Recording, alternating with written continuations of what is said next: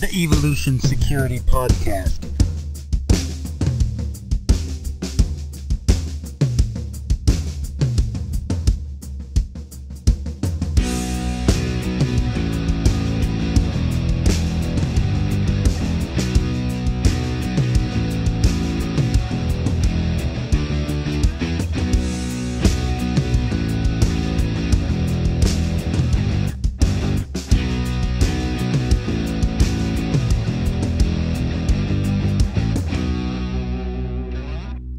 Welcome to the Evolution Security Podcast, where we give you the knowledge and live training to protect yourself, your family, and your country.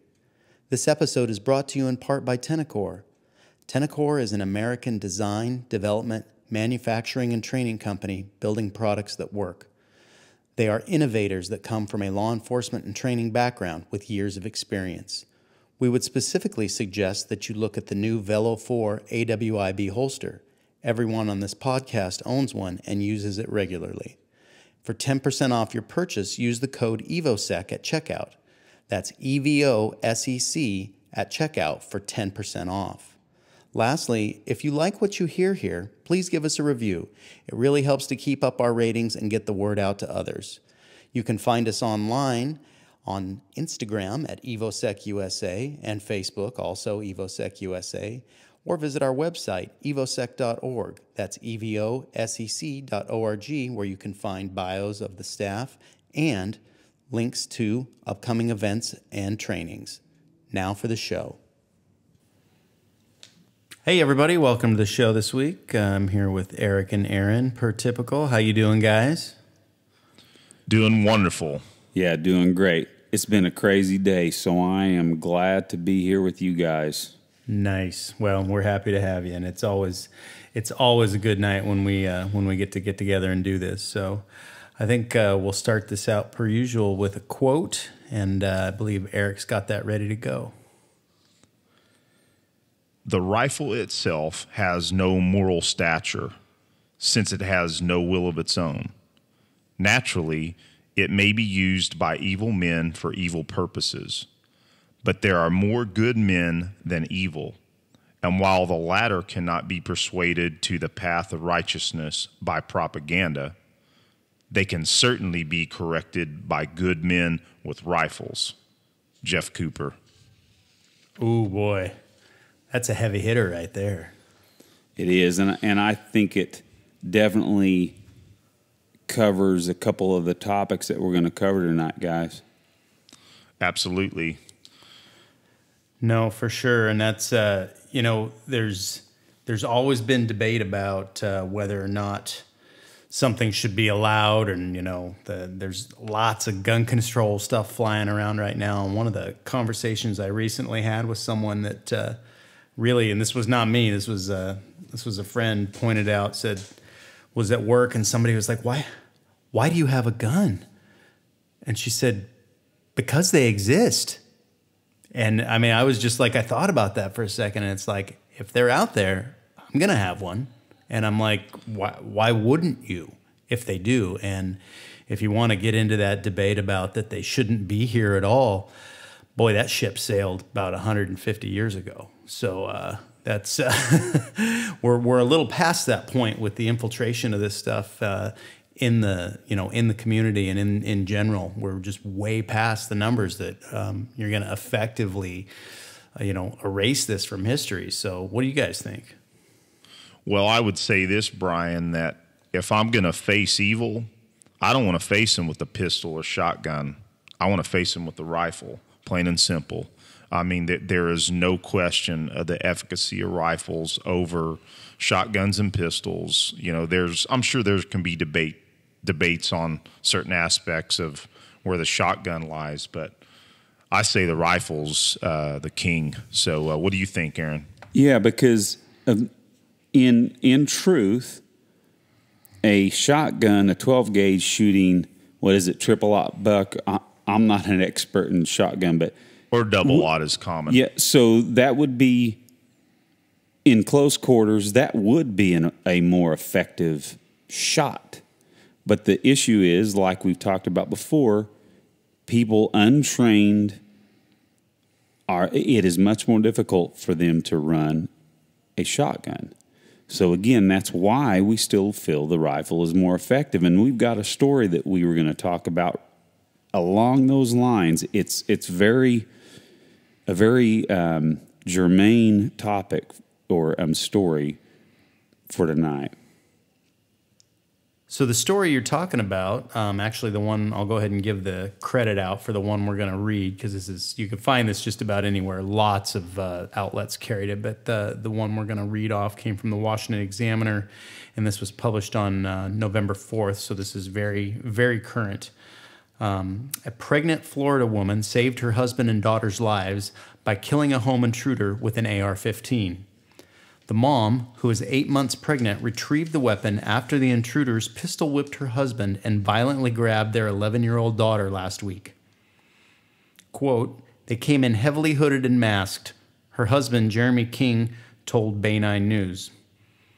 Quote, as soon as they had got the back door opened, they had a pistol on me and was grabbing my 11-year-old daughter. As the father was getting beaten, his wife went to the bedroom to obtain the firearm. She then fired one shot and hit one of the assailants. When he came toward the back door in her line of sight, she clipped him, King added. He made it from the back door to roughly 200 feet in the front ditch before the AR did its thing. One of the two intruders was found dead in a nearby ditch, while the other is still on the loose.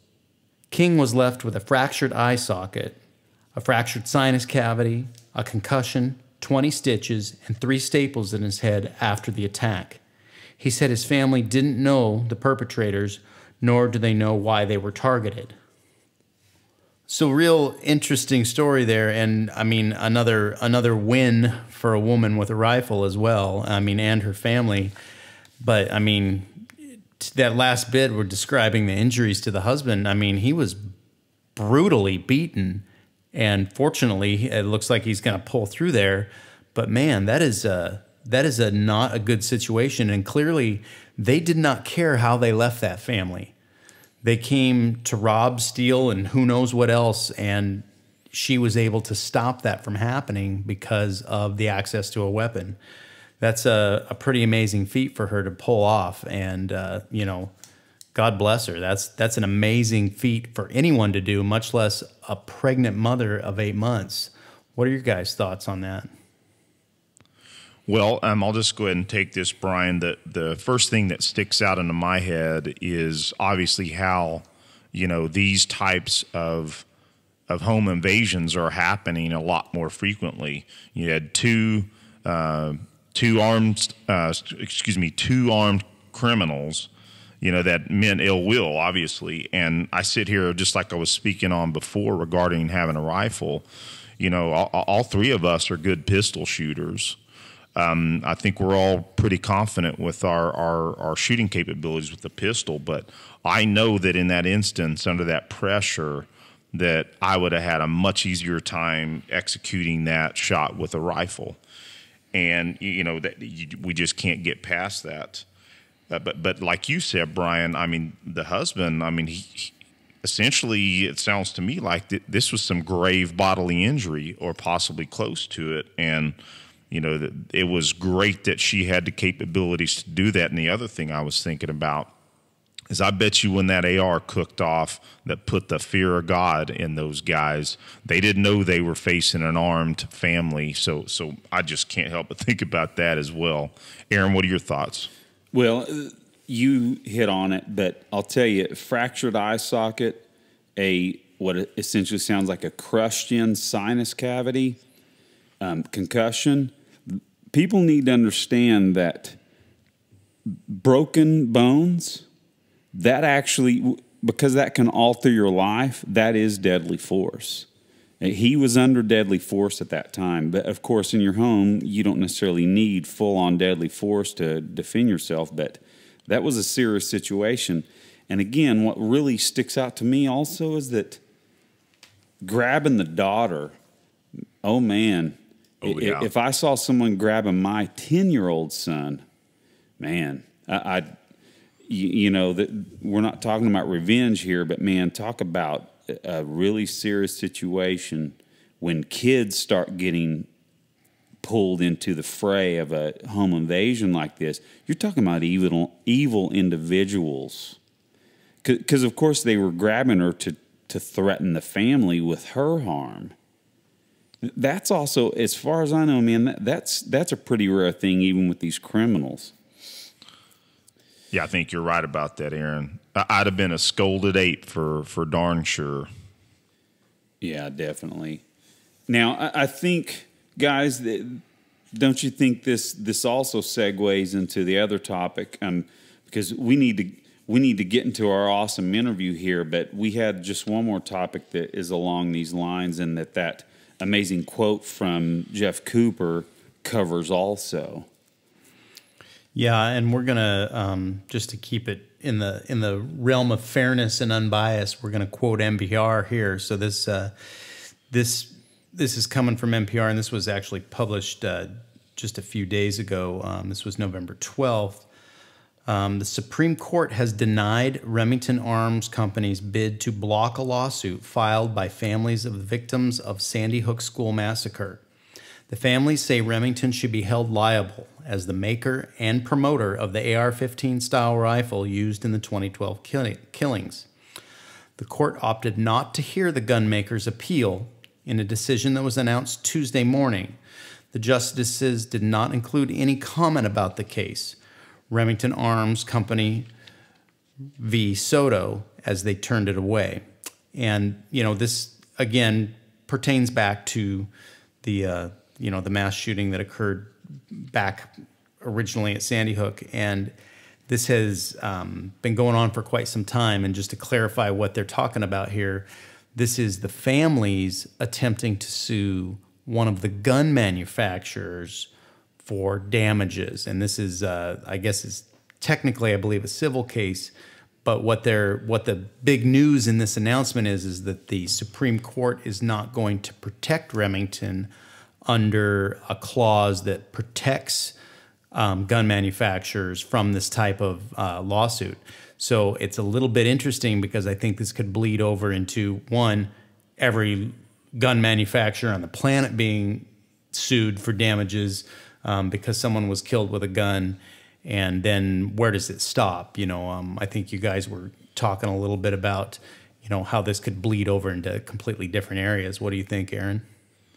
Well, I think I talked about it a little bit earlier when we were just bantering, and it's funny when, you know, you get in a little bit of a debate with somebody online and they start throwing out what they remember from textbook debate class, and they start throwing out logical fallacy definitions, especially the fallacy of slippery slope.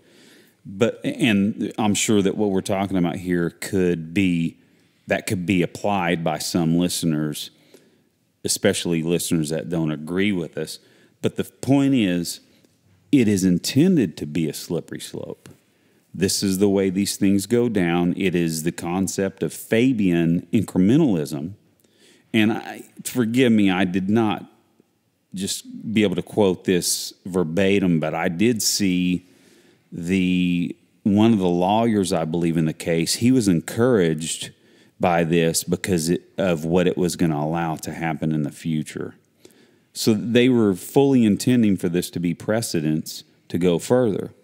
My main concern is not that this is going to, you know, snowball and, you know, by the end of this year we're going to have lawsuits with all these firearms companies, but when it starts going down and when there's the threat of reduction of available firearms, the prices will go through the roof. And there's lots of people out there that are not, you know, financially well off, but then all of a sudden something happens in their life and they feel the need to get a firearm, their first firearm, to protect themselves, but then they're prohibited from doing it because it costs 4 or 5 times what it did 2 years ago. That's one of my main concerns, just like the buying scare during the election a couple of years ago, when you couldn't find an AR-15. right? I mean, it was crazy for a little while, and then you couldn't find ammunition without it being 4 times what it would normally cost. You guys remember those days? Oh, absolutely. Well, and if I can take the ball here a little bit, you know, I think the Supreme Court, you know, I'm not a lawyer, of course, so I'm not going to try to go deep into what laws are supposed to be being analyzed or being cited or challenged in this case. But, you know, the 2005 Protection of Lawful Commerce in Arms Act apparently has some clauses that Connecticut, you know, which is definitely a anti-Second Amendment state. Let's just face it. They're probably salivating at the opportunity to impact very negatively the firearms industry and free firearms owners. So, you know, they claim that they have that under their trade practices law that Remington knowingly marketed and promoted the Bushmaster rifle for use in assaults against human beings. So that's what they're citing, at least from what I see here. But to me, from the same article, I should say, from the NPR article. But bottom line, we know where this could head, and it most certainly could snowball. Back to you, Brian. Yeah, no, it's definitely not a good precedent, and hopefully the justices that are involved here will see this for what it is. And although I feel horrible for the families, I don't believe this is the right direction for them to try to make a difference. It's again, this is not the manufacturer did not push this on this guy. Matter of fact, if I'm not mistaken, that firearm, I believe, was even acquired. Well, it was acquired illegally, for one, and 2, it was used in an illegal manner. So that cannot be pressed on the liability of the gun maker, in my opinion. But it's a major stretch.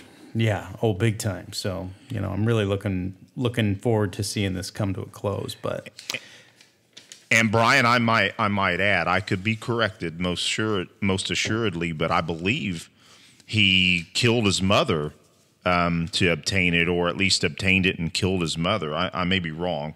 Yeah, I thought that was the case. His mother was killed with a .22 rifle that was at her home, and I believe that the other firearms may or may not have all been obtained at her home. And again, we'll probably get plenty of updates on what we're missing here. But we mostly wanted to report on that court ruling is what we want to bring out. I was very, very versed in this case when it happened, but it's been just enough years that those facts aren't all at my fingertips. But yeah, he was not a stable individual, and definitely just don't see how you can stretch this into being the fault of the manufacturer, you know, because we're going to be, you know, blaming misspelled words on pencils. And, you know, we've seen all of that play out, and that's not how it works. But yeah, I believe we even talked about his mental state on our last really awesome podcast with William April. Oh yeah. Yeah, great commentary from him. Yep. Yeah. And that was a great show, man. But we got another great guest tonight. And Aaron is actually going to give a little introduction because he has had the wonderful opportunity of actually working directly with Spencer. Sure. It has to be said that the people in the industry that have specifically taken up the method of carry that we well know as Appendix carry or AIWB, he is definitely one of the most respected experts on carrying Appendix. I would say he is the father of the modern AIWB holster, because through lots of trial and error and finding out what works for him and the specific features that actually make the proper AIW holster, I mean, he solidified what really is the ultimate design. And he makes incredible holsters. And I took a course from him a few months ago, and I'll tell you, it was a blast. Even so we spent about half the day in a classroom where he spent, oh man, it was probably maybe 2 hours, him giving examples of particular holsters, how they worked, and then finally, of course, segueing into the features that make a quality Appendix holster, one that makes Appendix carry much more comfortable, much more safe, et cetera, et cetera. But again, I'll say also that he teaches this AIW skills class quite a bit, and I mean, especially if you're in the Oklahoma area, but he teaches it around the country. You should take it. Just to learn about how to set up your Appendix carry holster is worth the cost. But then again, in the afternoon, you get some amazing pistol coaching and class from him, which is, the icing on the cake, because, of course, no matter what we say, we all still love to shoot, right? Man, we love to shoot, guys. Love to shoot. All we can get. Yeah. So, guys, I think we should go in and let's take a listen to this great interview with Spencer. Yep, we got another awesome guest. We have Spencer Keepers of Keepers Concealment. Welcome, Spencer. Thanks for having me, guys. Excited to be here. Hey, we really want to thank you for taking the time to be with us. And, when you make the finest AIWB holster in the world, it's got to be difficult to chisel the time out to come and speak with us. So we appreciate it. If you, we know who you are, and a lot of people do, but, if you want to give us just, a minute or two of just tell us who you are, where you're from, where you grew up, just give us some background on who Spencer is. Okay. So grew up in the little town of Mustang, Oklahoma most of the time, part-time up in God's country, Boise City, Oklahoma during the, summers and winters, and kind of a lifelong gun guy, right? One of the earliest memories I have is holding the gun. Lifelong hunter. Dad started taking me hunting very early on, and I just continued to push that envelope. Hunted really hard and extensively for several years, and then I really kind of always, I got, went to school, graduated high school, got a job because that was pretty much what I thought was the best thing for me, and really kind of wanted to go into law enforcement. That was kind of what I always really wanted to do, and but at the time it just didn't work out. I'm legally deaf without my hearing aids, and ironically, one of the biggest reasons I never tried is I never thought I could be a good enough shooter. So, all these years later, I'm kind of like, wow, that was the least of your worries. But so back about 2007, I started taking, like my first formal training class, and was just hook, line, and sinker from there. I started taking classes from everybody I could, AI and for any instructor that would have me, teaching, the concealed carry classes, and then started teaching, a little more advanced classes and then more advanced classes. And that's kind of where I am now, teaching, Appendix and kind of advanced handgun, if you will. So good. So so you're, just to kind of, we'll get further into this, but is what directed you into what you do now your dissatisfaction with what was available, or did you just think that I could do better than what's here? So when I was first introduced to Appendix carry was from the late Todd Lewis Green. And as I've said in many podcasts, the first thing I did was look at him and say, "Are you nuts? Do you know where that gun is pointed?" Because I was that guy. And after spending a weekend with him at TAC conference, I think like the first year it was in Tulsa, I was like, okay, there's really something to this, because I could see the benefit just immediately. He could get to his gun in so many situations easier than I could mine carry strong side. So I came back from that trying to figure out how to make this appendix thing work for me. And it's kind of I don't know, interesting story. It involves an old holster, completely redone. It involved new pants, because I had to raise the waistline of my pants to make this work, because I wanted to be able to carry a Glock 35, because that was the gun I shot back then, because it had to be 40. And the first thing I wanted to do is figure out how to sit down, and so I got that part figured out, and I could, of course, basically just had a cleared gun sitting in a belt, and printed really bad. And then I got to realizing that if I pushed and pulled on the gun in certain ways, I could make the gun basically hide under, a piece of Under Armour. And I was like, okay, I just need to reverse engineer that. I need to make a holster that does that, right? And so the first one that I made was duct tape, foam, and a 12-gauge shotgun shell. I am envisioning this right now. That's awesome. It worked. Thank God I didn't take pictures or let anybody see it.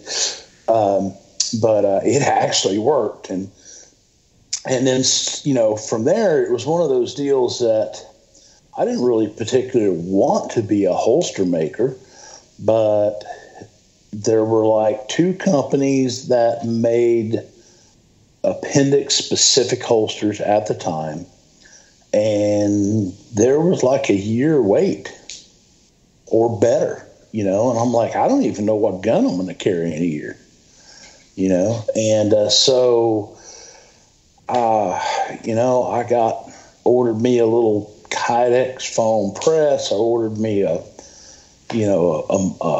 blue gun for a mold and a Dremel, and boom, Keepers Concealment was born, if you will, because I got that one, and I'd finally found a used, model, and I got it. And when I got it, I was kind of looking at it and mine, and I'm like, okay, I'm already farther down the road than this is, and or at least in my mind, I was. And so then it was, a buddy of mine or my nephew, hey, will you build me a holster? Okay, sure. And then it just, when I finally kind of hung a shingle out there, it just went nuts. And for years and years, there was a lot of things I would like to do to have improved the company then. But due to my personal situations, at the time, I just wasn't able to. And it was basically just a nephew and I, and we built holsters from daylight to midnight and rinse, lather, and repeat. And then, so now it's kind of graduated to the point where I have a full-time manager, a couple of full-time guys. They run the company, let the wife take the company over because she's Native American and woman. So that's kind of how it was born and why it was born, right? I am really focused way more on the training side of it. I don't really have anything to do with the day-to-day operations of the holster company, etc. Of course, I promote them, and if the guys are wanting to build something else, or they build something, or they're like, hey, what do you think about this? I'll give kind of my expertise on that. My thought on, yeah, that looks good, or, you might consider this or that. And that's been working really well. So. Okay, Spencer, I'll tell you what, I've seen you run a Glock from your Appendix rig at a Tom Givens course. And I mean, you run that better than most, that system. And I know you can easily switch over to a new pistol, but the interesting thing was that you were running that so well, but yet you went over to the DASA type of pistol. More specifically, you went to the Beretta 92 platform. Would you like to expand on what led you to change and what you think the benefits are, et cetera? Sure. So, kind of like you said, I ran a Glock for a long time, got nothing against Glocks. But I had a student in a class that was running I want to say it was a CZ, it was a DASA gun. And while I've carried a SIG back in the day and, and all that. And so he was having some real problems. And so I was like, well, this is how you need to shoot the gun. And that was as much theory on my part as it was him understanding how to shoot the gun on his part, right? Mm-hmm. So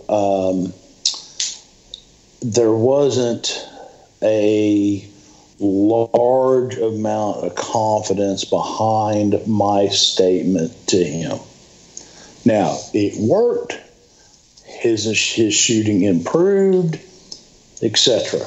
But there was a point when I went, okay, what I really need to do is I need to get a DASA gun, and I need to run it to the point that when I have a student that asks me what they're supposed to do with it, I can give them a literally 100% no BS, this is how you run that platform. And it just so happens that this all kind of coincided to when was the first time that I hosted Ernest Langdon. And Ernest was running, at the time, he was really promoting that Beretta PX4 compact carry. And I cannot tell you how many times I made jokes to him about, the make Glock 19s, right? And say that again, Spencer. I'm sorry. Yeah, so I teased Ernest to death about the fact that they made Glock 19s. I will tell you that later in life, I apologized for that and ate every bit of crow there was. Luckily, the crow tasted great, so I was good with that. And so what I really started to realize was after shooting some of his stuff, then he was like, dude, if you want me to build you Beretta, I can do that. And so I picked up a couple of Beretta 92A1s relatively cheap and sent them out to Ernest, and he just worked his magic on them. And I got them back, and I started shooting them, and I was just like, okay, there was really something going on here. And I started shooting them, not only good, but like really good, like breaking personal bests with it that I hadn't done with a Glock, right? And the other side of this too is, and this is just a little bit of a long-winded explanation, but if you'll indulge me on this just a little bit. Of course. So when you're carrying appendix, I think carrying a striker fire gun appendix is perfectly safe as long as you use proper reholstering techniques, pushing those hips really forward, dropping that support side or strong side foot back rather. But having said that, one of the things that I used to do a lot of was hunting. And I love spring turkey hunting. And I hunted with a couple buddies of mine, and that's, literally that's all we did every weekend, especially when I came off the road. We hunted all the time. And so there was one year that, unbeknownst to the three of us, each of us bought snake boots. Okay, so we went out on a, like a scouting trip for spring turkeys. It happened to be one of those really hot early weekends, that we get in Oklahoma where it's, it's like the middle of March and it's like 90 degrees, right?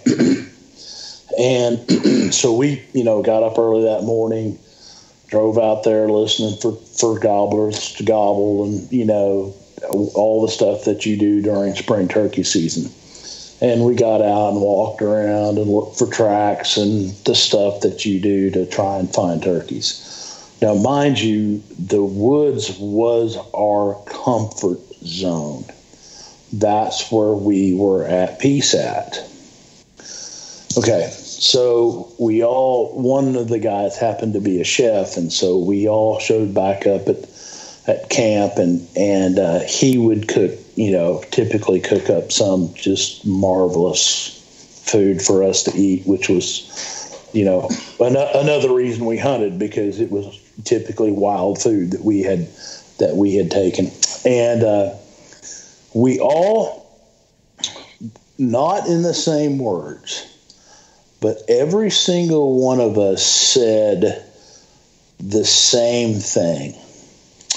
I never knew how tense I was walking through the woods in especially early springtime when it was warm, when we knew the snakes were out, until I had snake boots.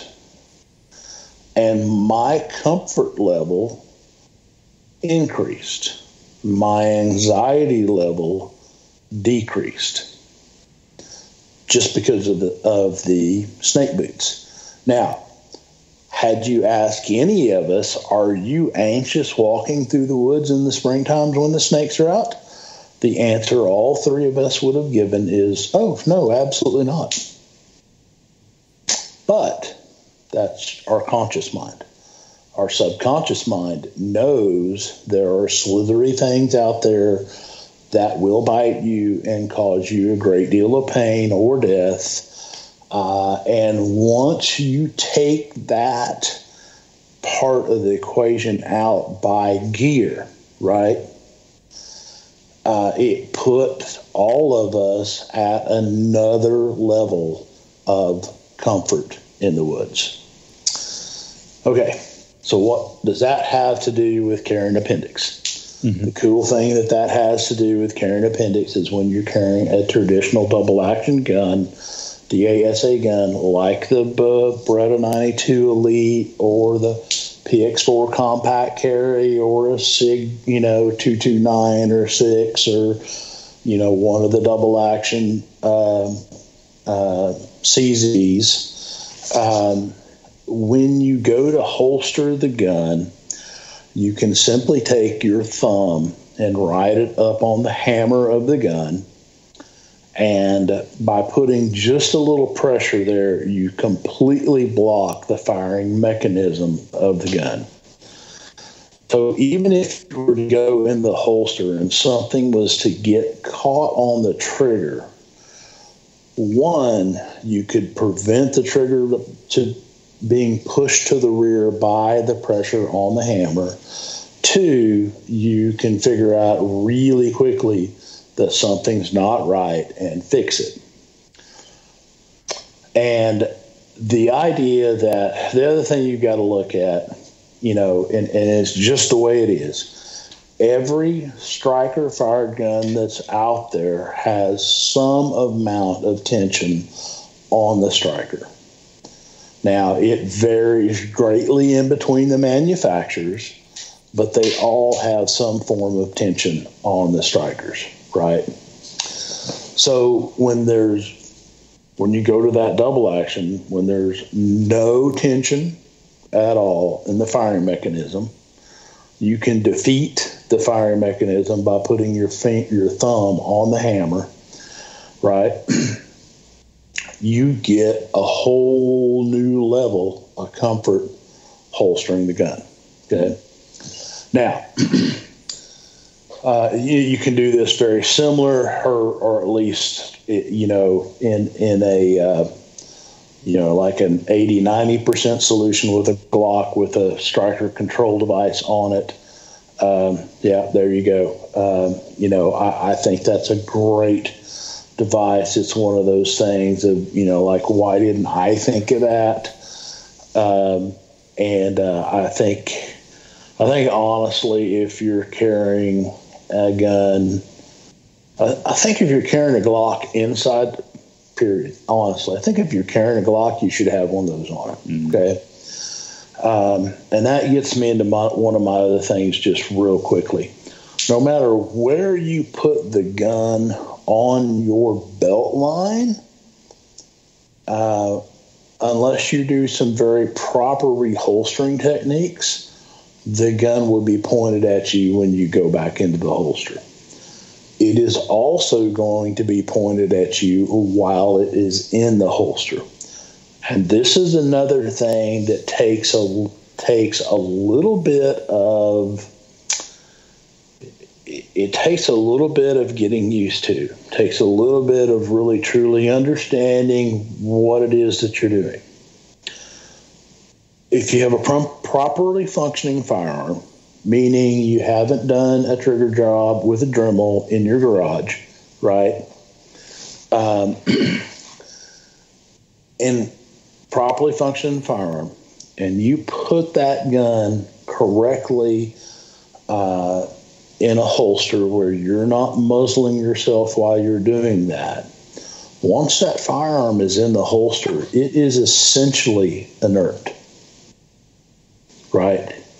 If at any point in time you thought you had tricked your, new Herfendurfer 2000 out to the point that you thought it had such an awesome trigger on it that you thought it just might go off in the holster, why would you carry that?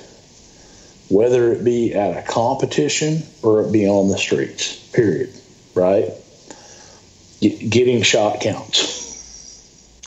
So that's the other thing I think people really need to realize. I had this conversation with a good friend of mine who had this conversation with a multi-year firearm instructor at a large police department. And at the end of the conversation, he was like, I've never thought of it that way. Right? And that's just the way it is. Because take this for example, I've got a lot of firearms instructors, or I see a lot of firearms instructors out there that say, you can't take my class, beginner's class has to be a strong side holster outside the waistband. Well, if you watch them reholster, they're covering their leg and thigh and hip going back into the holster, right? So how is that any safer than Appendix done improperly where you cover yourself? Your femoral artery is still down there. 115 grain 9mm anemic ball ammo will penetrate 32 inches of ballistic gelatin. So if you just happen to do something wrong and shoot yourself from the top of the leg, angling downwards, and the bullet hits the femur, you're going to have a far more likely chance of your femoral artery getting cut that way than you actually are holstering a gun appendix. And there's a lot of people that will argue this, but I've had a bunch of people that have public ranges that watch people in general that are untrained holster a gun. They believe they see safer actions coming from the people that are carrying appendix, because I think it's really one of those deals where you're like, okay, it just gets to people a little better about where the gun is actually going, and they're typically a little more aware of that. The other side of that is out of sight, out of mind. If I'm holstering the gun strong side and it's kind of, I can't quite see the holster and all that, well, it just doesn't really matter where I point the gun, right? So I know that's kind of a long-winded answer to that, but that's really what it comes down to. If you really use proper technique and good, safe reholstering practice where the gun is going into the holster while you have a full grip on the gun and the gun is going in the holster, safely, carefully, finessely, precisely, those are, those kind of descriptors, you're gonna be just fine. Well, hey, I want to thank you, one, for pointing that out, because I know of several situations. One of them I was not on scene, but I was I shot with the guy at matches, and the most recent case of a friend of mine shooting themselves was unfortunately there's more than one, but he was putting a Glock back in a rigid holster in a hurry and right. not watching, not visually, and right. One of the courses or ranges that I shoot matches at, they actually have a rule: unless you are active law enforcement, you do not blind holster, period. And that's even right. outside the waistband and, all of that. And I think it's right. really important to drive home for our listeners to understand that, people will do these drills at home and 1, 2, 3, 3, 2, 1, 1, 2, 3, 3, 2, 1. That's great. When you go back in the holster, there is no land speed record for that. There are no points scored after the gun is fired. No. And it's the same for when you're getting ready to go. When you load and make ready, there is no timer on making ready. Take your time, be aware, watch what you're doing. And I do really appreciate you telling that snake story, because it's that's one of those things that we don't think about, where just like you said, was there a problem? No. Well, when it got better, you realized that there was kind of a problem. Right. It was just something that you dealt with every day, so it wasn't really an additional stress, but having that stress removed made you so much more comfortable. So that I like the parallel there. And I am a fan of striker fired guns, but I typically, all of my match shooting is either a 1911 or a SIG. So that is definitely, I own both, but I'm going to fall on that hammer fire too, man. I really like the action that I get out of those. And there's some amazing stuff that's available now in the market that we did not have 20 years ago. So right. Good stuff. And the cool thing about the 1911, you have two safeties and a hammer.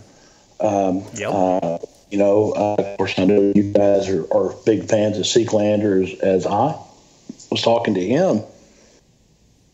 And I was like, we was actually at a class, and so we were talking a little bit, and I was like, Mike, why don't you just take and hook your thumb over the top of the hammer when you're holstering your 1911? He's like, well, I never thought of doing that. I'm like, well, so now, you're going to activate the safety.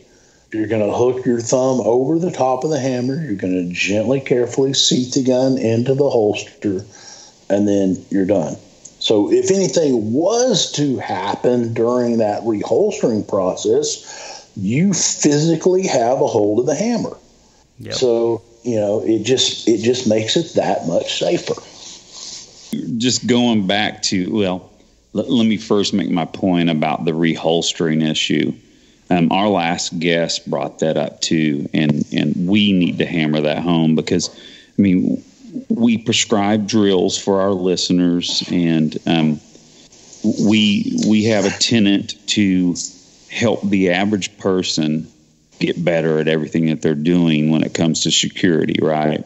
Right. And so with that, the average person does not have a lot of instruction in reholstering, etc. I'll tell you what, I'm glad I never shot myself. No instruction whatsoever on how to draw a gun or reholster a gun. Not a bit, and did it for years. I think probably when I started doing IDPA, maybe got a few more tips here and there, but even then, it wasn't talked about much.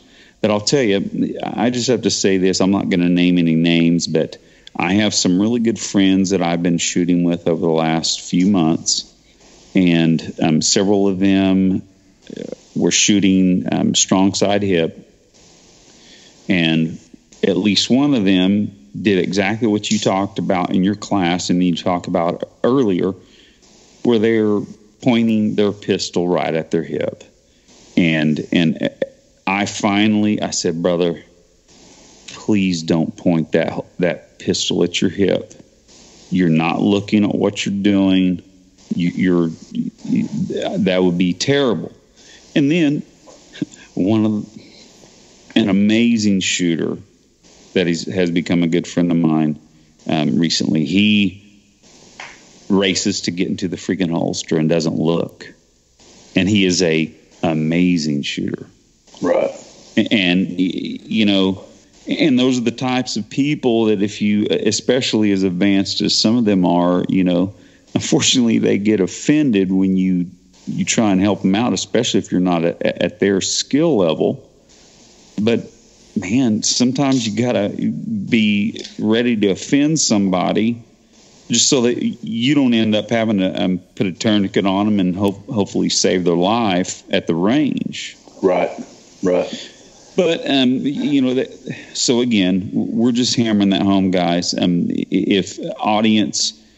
If you are unsure of how to holster your gun, even if you think you are, look up some good quality instruction. You need to take some instruction on that. Spencer Keepers is a nationally renowned instructor.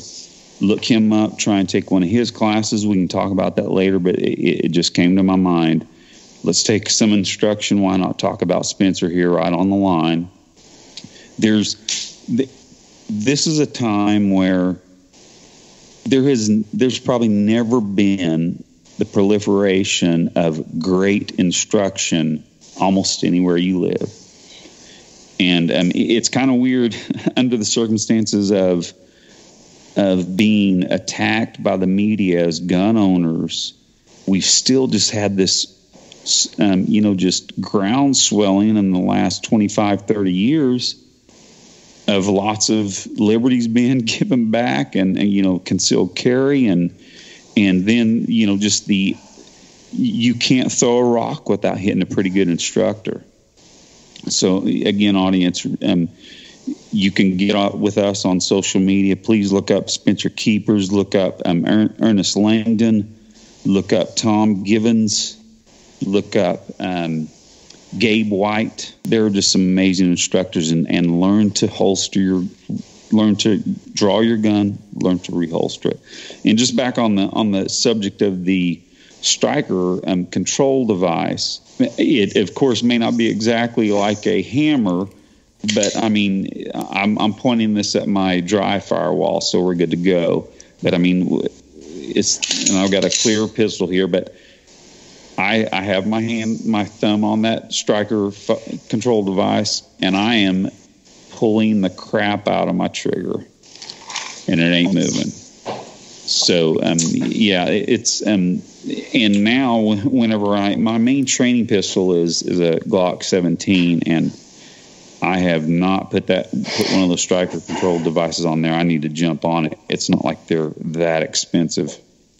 So, but, and taking your class, I was encouraged how much you like those to be used too. So, now, Brian, you got anything you want to go with right now? Well, yeah, I wanted to, since we're on this, obviously we're talking to the holster guy, but we're on that scale. What is there, one or two brands, or what do you wear for a belt?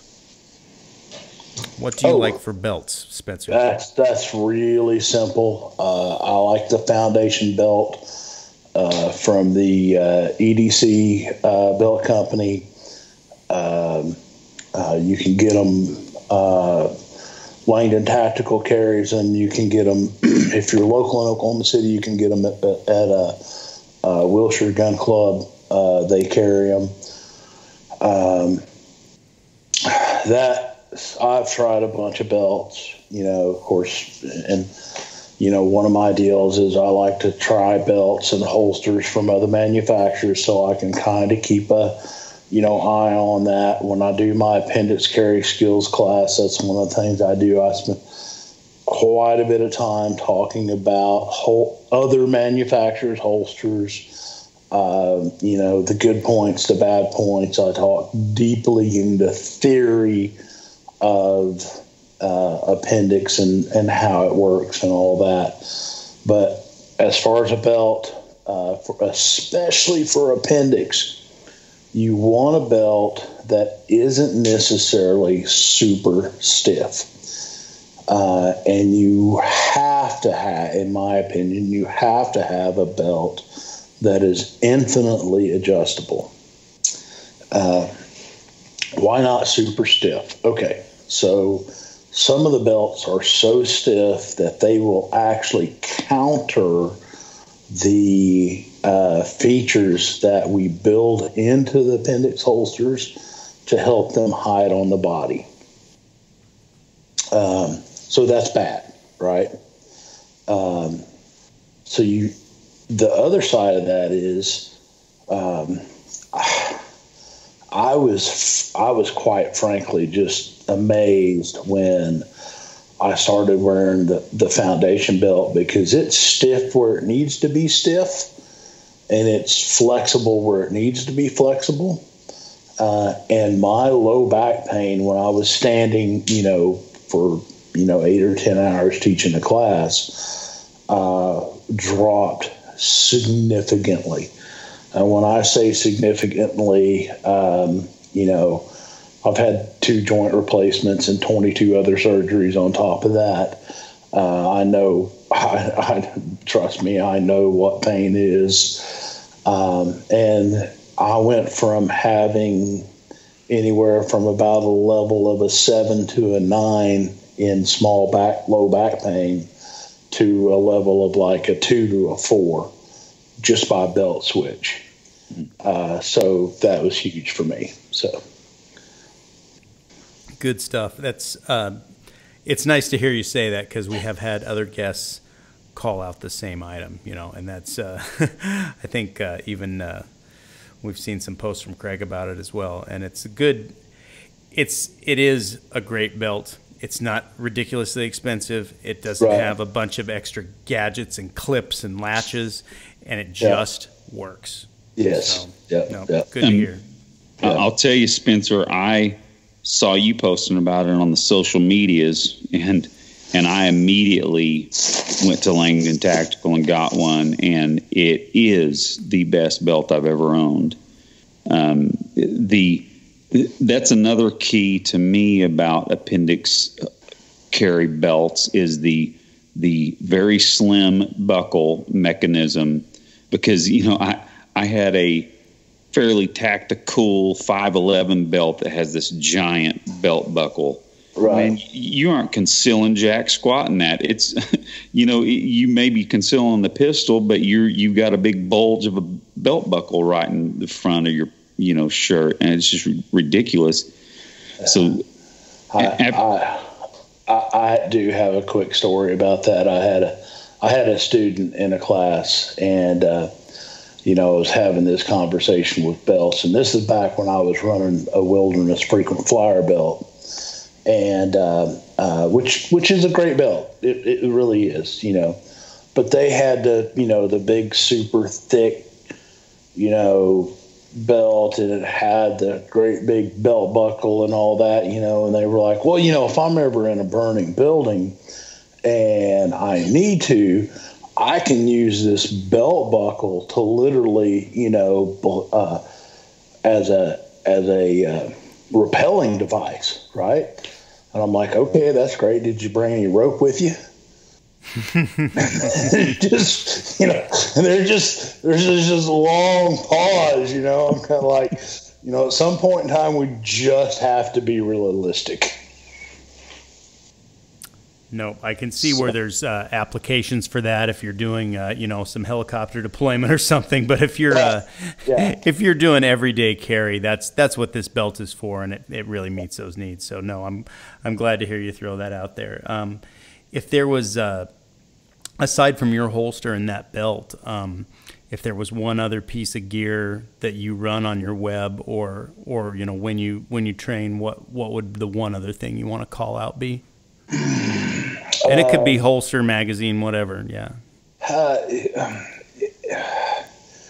So really, this may surprise you, and I kind of think I want to take it this way, just another little way, right? Because we've all either got a fixed blade knife or pepper spray or a tourniquet or whatever, and those are all great, right? I just like to have an iPhone that worked. But one of the things I think people really overlook, especially us that are, when I say us, we are dedicated to this lifestyle. We take training, we practice, we do multidisciplinary things. We not only train gun stuff, but we train medical stuff. We train edge weapons. We train hand-to-hand. We train verbalization, etc., right? So one of the things that I have seen, I'm not going to say countless times, but quite a few times, is people don't have a secondary or tertiary means of carry for a gun, right?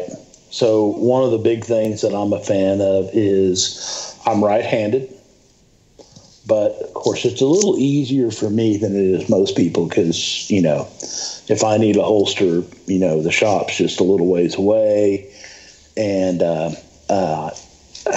I sleep with the owner, so I can normally get things pretty quick, right? So is having a setup for your offhand ready to go, right? So here's a couple instances. I've had two right shoulder surgeries. One of them, from the point in time of injury to the point in time of surgery, was like a week and a half. I mean, it happened fast. I have had on my right hand a staph infection, a MRSA infection, right? Wash your mats after jiu-jitsu, folks.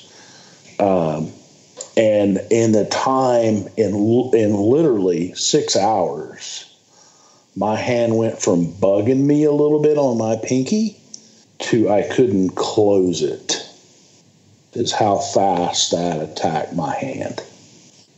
All right. So I want you to think about that. Even if, now they have these, like fast ship holsters that are like maybe 5 to 10 or 15 days, and we have those available sometimes. So you're going to go, 4, 5, 10 days and not be able to carry a gun versus having that already set up.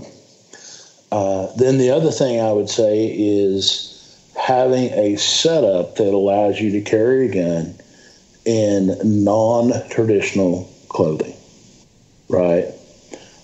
For instance, for me, that is a PX4 compact carry in one of our Keepers, but with a clip. And if you follow my social media, you'll notice that I typically end up in the early hours of the weekends when I'm not teaching or something like that, sitting at my local Starbucks, drinking coffee, reading a book, because that's where I get my reading hours in typically. And when I'm doing that, I'm typically wearing a pair of sweatpants with the draw cord, and I've got a PX4 compact carry-on. Or maybe it is, you've just come home from a long day at work, you've taken all your work clothes off because just cannot wait to get your mindset off work. You're sitting there chilling out with, gym shorts or sweats or whatever, and your teenage daughter walks around the hall and says, "Oh, by the way, I need this for school in the morning. I have to have it. Can you run me to Walmart?" And I know none of us, I can promise you 100% that none of us has ever went, "Okay, it'll be okay this one time. I'm just going to run to the store and back and not put all your stuff back on," right? Right? Nobody would ever admit to doing that. So having a holster gun combo set up that will allow you to carry a gun. Now, it may not be, what we would consider a true fighting gun. It may not be, it may not be a gun and 2 spare magazines with 25 rounds apiece in them or whatever. It might be a J-frame. It might be a Glock 48 or 43 or whatever that you can just slip in a holster similar to our Aaron, clip on to, pretty light clothing and go run that errand and come back. Yes, it's not ideal, but it's so much better than not carrying a gun. It's worth it, right? Yes. So that's kind of where I would go. Just a little different route on what, when people ask this question, this is kind of becoming a common question in podcasts. That's kind of where I would go with that. So, yes, you need to carry all the other stuff, a med kit and, tourniquets, and you need medical training and you need a flashlight and, for God's sakes, I don't know how the guys at work actually live without a pocket knife on their body, but apparently you can. I didn't know that. You need all that stuff, but this is something else to think about, that may be a little deeper down the road comment. One quick question that came to my mind. Being an amazing shooter yourself, I know you have some instructors that you respect and that you like to take classes from. Can you name off a couple and maybe even? Okay, so let me ask you this: when you say shooting, please define it a little bit more to me, because that's going to influence the answer.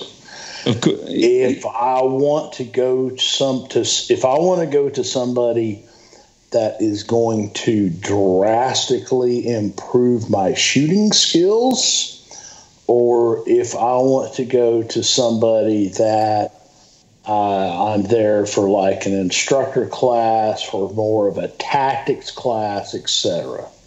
I would say let's answer all three of those if you can, or at least attempt to. Okay. Because those are. I've been taking private lessons from Mike Brown, and I can say, even though that is not even close to the only kind of training that I want to do, I'm just specifically trying to increase my shooting skills with a pistol. Right. And man, one-on-one coaching with a national champion or an IDPA that lives 10 miles from me is just pretty awesome. Right. But then there's martial arts side of shooting that we're not really going to delve into. So yeah, that's great. So okay, so and interestingly enough, Mike actually came down, did a little bit of a private with me, and I can't wait to get to shoot with him more because he's just such a great dude. So anyhow, yeah. So for pure shooting fundamentals, going to make me a better shooter.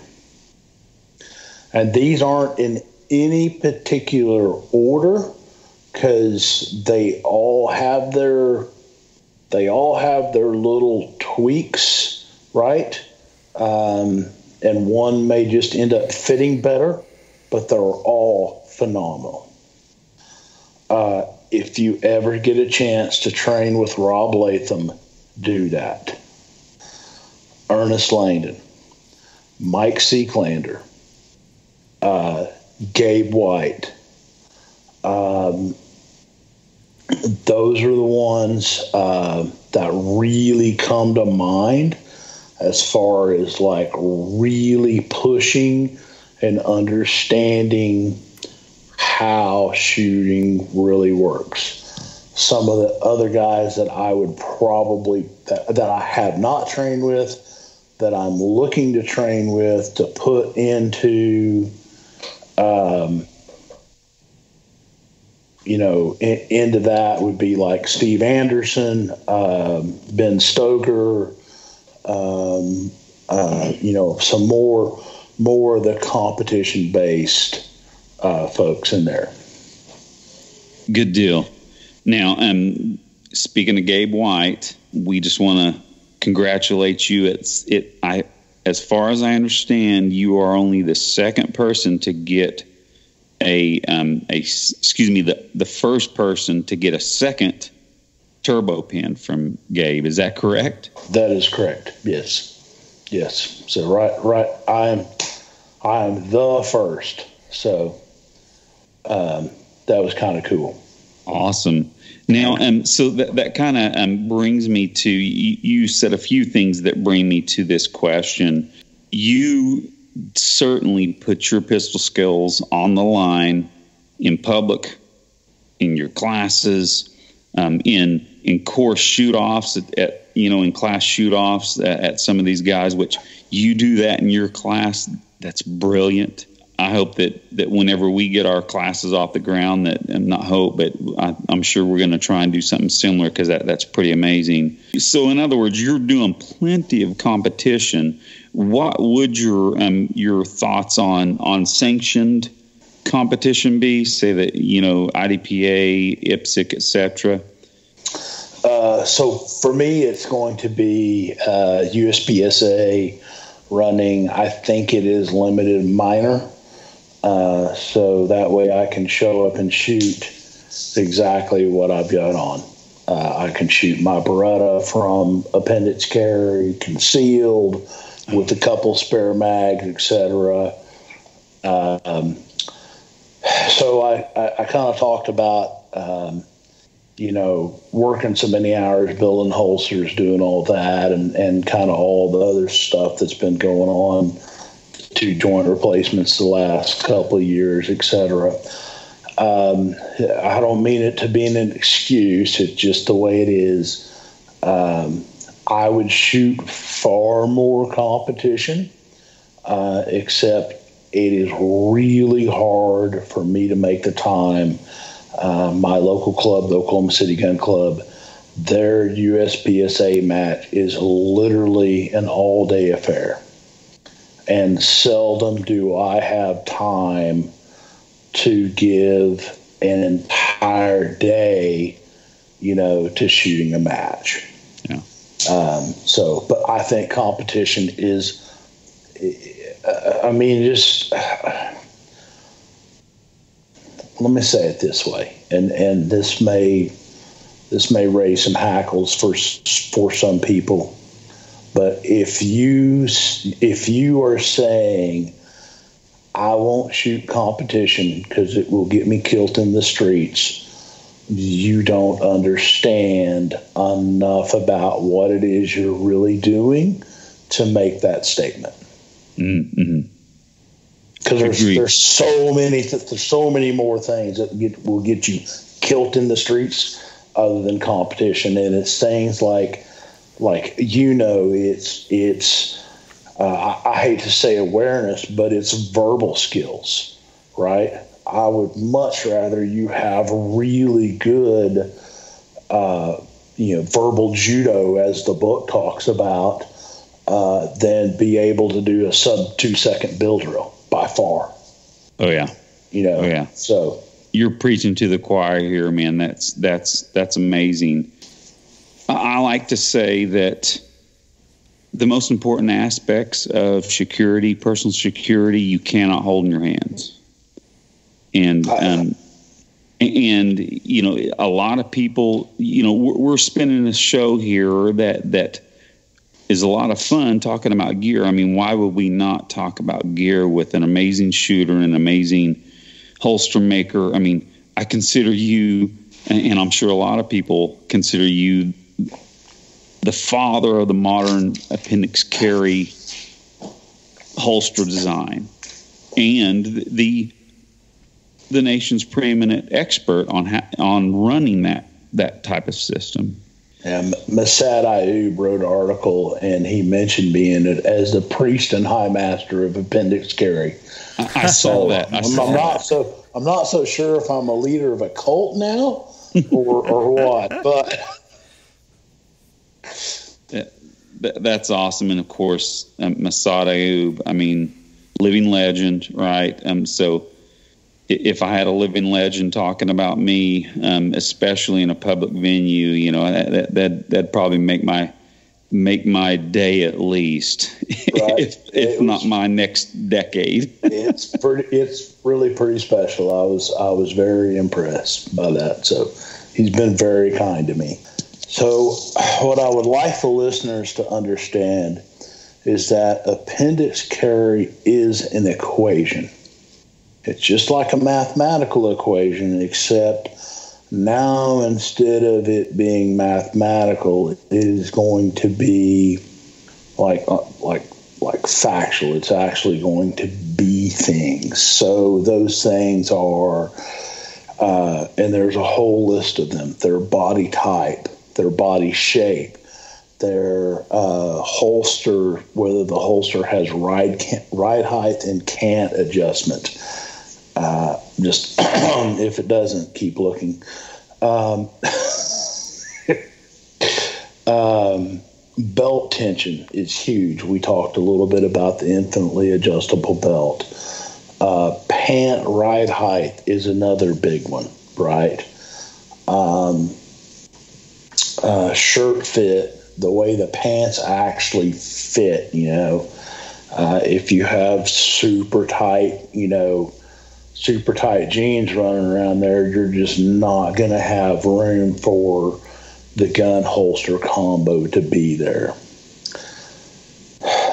When it comes to appendix, typically the gun holster combo needs, when it's on the belt line, needs to ride in between the crease in the leg and the important parts in the middle, or it needs to be high enough that it's above all that, right?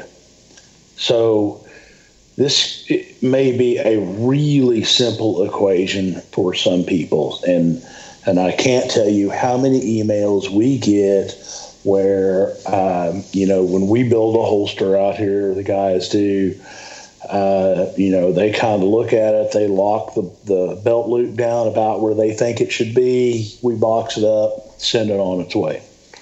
And the guys get it, put it on, put a gun in it, and they're like, oh my God, this is the most comfortablest thing I've ever worn in my life. I've bought all these other holsters, and, now, this is perfect.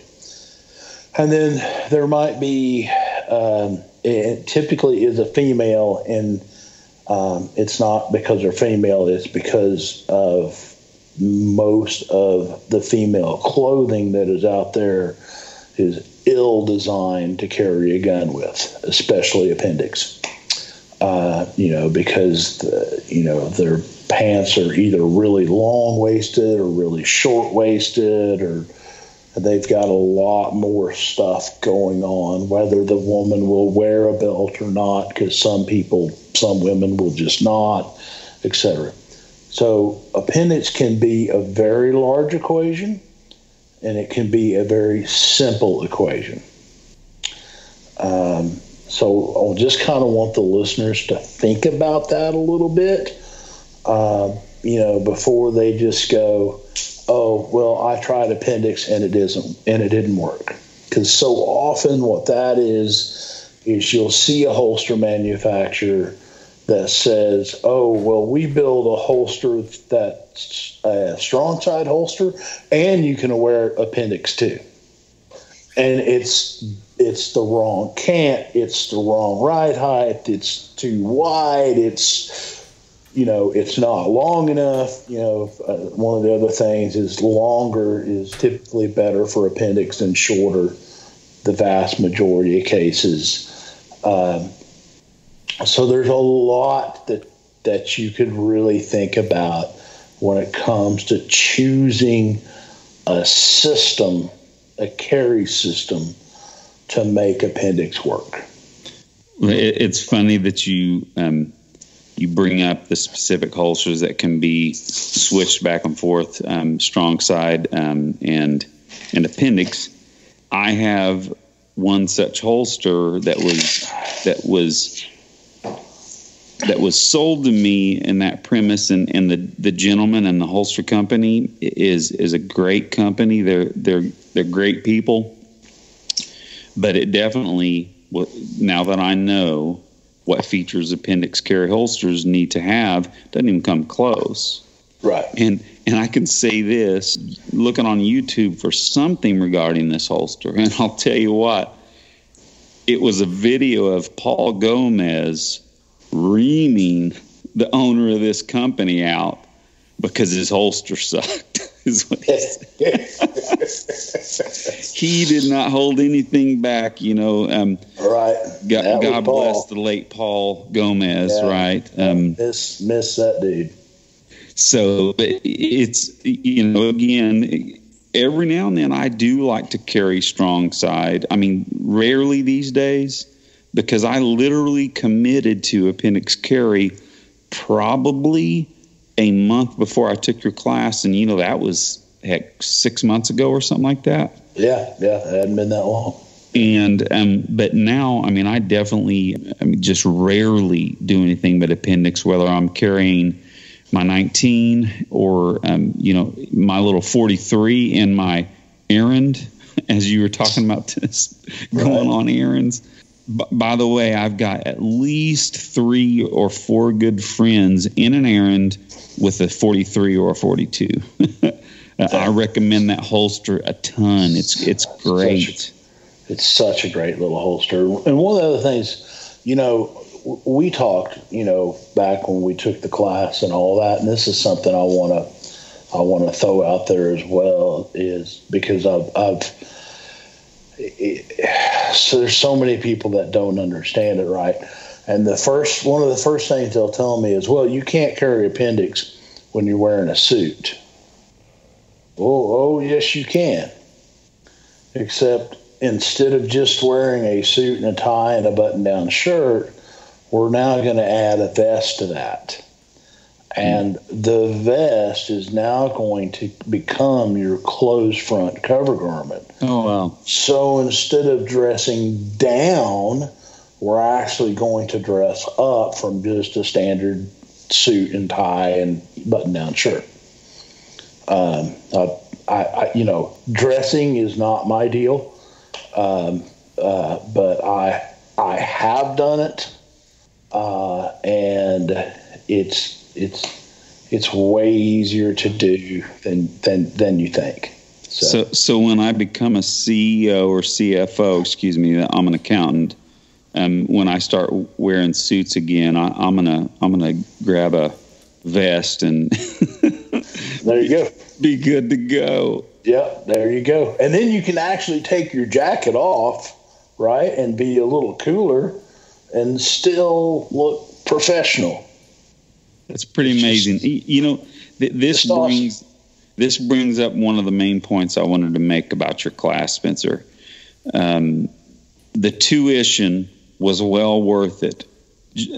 Just over we've talked about some of these items here, but just to learn and see your demonstrations of what particular features need to be in an appendix holster, what holsters are problems. We won't name any names. You have them and you keep it pretty diplomatic. But I mean, the whole gamut of simply just your experience. You just add more and impress me more with that whole vest concept. That's just brilliant, buddy. So yeah, I shared on social media. I saw your class, and I basically told everybody that knew me, if they didn't take your class and they lived in Oklahoma, they were freaking wrong. So hopefully, maybe 2 or 3 people see. You can do that again, because I have one in Meade Hall Range, which is just right here, basically on the eastern side of Oklahoma City, this Sunday. If this gets out and anybody wants to sign up, there's open spots. So awesome. And I'm definitely, and she has actually said she would. I told my wife she needs to take the class too, and I'll retake it with her, because I want to do better in the shooting portion. Because we spend all this time on the holsters, but you're an amazing shooting instructor too, and not only a great instructor, but the drills were fun, and again, it was kind of the vibe. It was definitely shooting under some pressure from a really good instructor, but it was also kind of like shooting with your buds on the weekend too.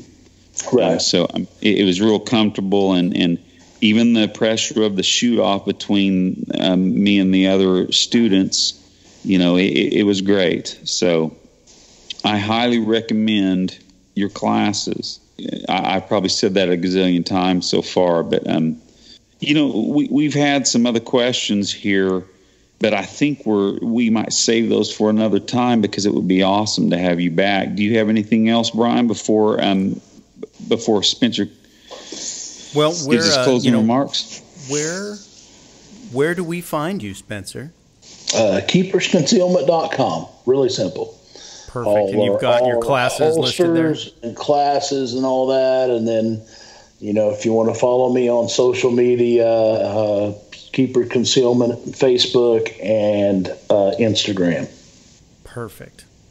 No, and that's we encourage people to do that, because this is it's a great way to just connect in the network of people in this realm, and it is neat doing these shows and having these guests and hearing some of the same answers, and I don't think it's because everybody follows the same talisman. I think it's because more than one of us has tried multiple things, and we landed on what worked, right? And that's what that belt that belt right. just works. So yeah. Nice. Yeah. Well, no, if you don't have anything else, Aaron, I think maybe we'll let Spencer get back to his life there. Yeah, I'm good to go here, and man, again, we've been real excited to have you on for a few months. Sorry it's taken us a while to get you on, but no worries. We got to do it again because you're a great guest and you're full of wisdom. Just an all-around cool guy. I enjoyed the heck out of the class a few months ago, and I look forward to doing it again too. Okay, sounds great. All right, well, have a good evening, Spencer. We'll do it. Thanks, guys. I appreciate you having me on. You're welcome, buddy. All right, bye. Man, what another great interview. We have just really blessed at having some wonderful guests on our show. But it does bring us around to the accountability portion of the show. And Aaron, I think I'll let you take it. Sure, I'd love to. Okay, so I was excited to get to Brazilian Jiu-Jitsu at my school, Gracie, Tulsa here. I've been able to get in twice this week, which I'm real excited about. I was taking the combatives class the other night with a good friend named Brett. It's always nice when you have a good partner, and I hadn't rolled with him ever, and he's the brother of one of our good friends, Matt. And so we worked on the guillotine defense and the hook sweep. Got a lot of good work and a lot of good reps in on those. I'm a little bit sore from last night because we just worked pretty hard, and I hadn't been working that hard in a while, but it was good for me. It's the good kind of pain, right? So absolutely. Yeah. So then this weekend, for the second time in a row, I went ahead and shot another IDPA match at another club, and I went ahead and shot 2 guns in the ESP division with my Glock 17 and the CCP, or concealed carry pistol division, with my Glock 19. Had some improvements that I could see in my shooting, especially being real cognizant of using my really strong grip. It was a pretty good match. I still have some opportunities to be more focused in relaxing myself, but again, I see some incremental improvements. Looking forward to doing that again sometime soon. Now, there was one stage I was going to say that was a little bit of a challenge, but it was pretty neat. It was a stage with 18 targets, and you started in the starting position with an M1 Grand shouldered, pointed down range, and then when the buzzer went off, you had to put it down on the table and start shooting. So these 18 targets were placed at 3 different levels of priority, right? And they went on out to 20 yards, and there were no shoots all mixed in with them. I mean, it was very confusing visually. So you had to really focus on your shots and you know, count your shots and make sure that when you're reloading, you were looking at your last target you were shooting at. Again, a pretty big challenge. What I was excited about, I didn't shoot it clean, but I did shoot 16 minus zeros and then just 2 minus 1s. So again, neat stage, and I performed fairly well in that, so I was pretty stoked about that. So now, lastly, I did make the drill of the week. I did get that done. Now, so I started out, of course, from the concealed position. I carry in the appendix position. So I, let's see here. Let me grab my scores here. Carrying on with my tradition, I ran the drill 3 times. And I'm going to call these, gentlemen, I'm going to call these all opportunities, you know, going by Mike Brown's, you know, not to say anything negative, okay? Awesome. So the first one I shot in 7.41 seconds. I simply missed 1 headshot. All other shots were in where they were supposed to be. But as we know, you miss one of the shots, it's a opportunity. Then the next one I had a 6.68. Once again, that headshot was missed, but all my body shots were in a nice group, actually. But then the last one, another opportunity, 7.37 seconds, and I really have to put this out there. I completely missed 1 headshot. It wasn't just out of the card, it was off the freaking target. But that's all right. This is evidence that I'm going a little too fast. This is a fast, no pun intended. This is a very difficult drill, and I believe it was always the second shot on the headshot that I was throwing. So I'm glad I got those first shots in, but I mean, you miss one shot, this drill is a clean drill or not, and that's it. That's my accountability for this week. How about you, Brian? Well, I had a fairly busy week myself too, and hey, thanks for sharing. That's awesome detail of what you did and what you struggled with, which is great because we want to share the good times and the bad. It's all hopefully not too much detail. It's right. No, it's good though. So got 2 CrossFit classes in. I only got 1 jiu-jitsu in, and that was frustrating me because that is the one thing I'm trying to focus on and missing. But 1 Olympic lifting session, but then this weekend I went to an actual Olympic lifting clinic with Jared Fleming of American Muscle Weightlifting. Give him a call out. Him and his dad do all of the programming for the weightlifting in our gym. And really, really great guy with an awesome story and an amazing lifter and an amazing teacher. So it was 2 full 8-hour days plus time after both days for review and going over stuff. And man, what an opportunity to learn how to do that. We spent 8 hours learning how to do a snatch properly. And on the second day, on Sunday, we spent 8 hours learning how to do clean and jerk properly. And you would think, wow, it's just this movement, but it's, like Eric and I were talking about, these are very technical movements, and to do them properly, there's a lot of moving parts going on there. And, a guy that's big and strong can just jerk a bar around, but that's not the point. I want to do these lifts, in an efficient and safe manner. So just super stoked to have done that. And it's really going to improve my ability to continue to build in that fashion in that. So just super stoked to have spent that time. So also got to get out and shoot the drill. And I as well had some struggle. And I did the same thing that Aaron did. I shot it 3 times. And the first one, I shot at 9:51, and I had a body shot out. The second one, I shot at an 8.83, and I had a headshot out. Man, it was just on the very edge of that card too. And of course, I posted some pictures of this stuff, and Jason Kelly called me out on it. It was kind of funny. He's like, a little post up there. He's like, what's up with that one not in the card there, bro? So, getting a little accountability feedback there early. Well, we can talk to him. We're going to have him on the show again soon, aren't we? Yeah. No, we can definitely talk to him about that.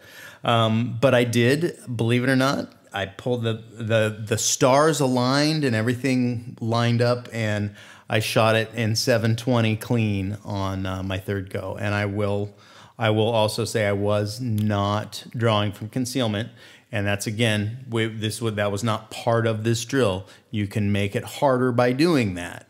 But, don't ever feel like you need to do that in any of these drills. It may or may not be prescribed, but the point is to push your drawing from concealed capabilities when you can. But I gamed this one and very proud with that result. So that's about it for me for the week. How about you, Eric? Oh, thanks a lot, Brian. And I'll first comment on your lifting seminar. Yeah, I got to see some of the film, and I'll just double down on what you were saying. Those movements are so complex, and I mean, I'm a rank beginner when it really comes down to it. But there is so much detail, and the biggest reason is that it is supposed to be able to efficiently move weight either to, the clean and jerk or to the snatch as efficiently as possible, so you can move the most weight safely. So, yeah, I was real impressed with the video you sent out, man. The bar movement was, vertical textbook, man. I was really pumped. And like Aaron said, it means you're getting after it, man. You're getting in those seminars, so that's really cool. So my workouts this week, They were not early morning. They were 2 afternoon workouts, just standard strength and conditioning. If you guys know Jocko Willink's field manual, they look a lot like his workouts, at least lately. I had 3 dry fire sessions in, had 1 jiu-jitsu session, and got to train with Brian a little bit this time. So, man, it was awesome being in the same class with Brian. As far as the drill, full disclosure, guys, I had shot this drill before, so but I had come in with 3. The first one totally blew the headshot like you, Aaron.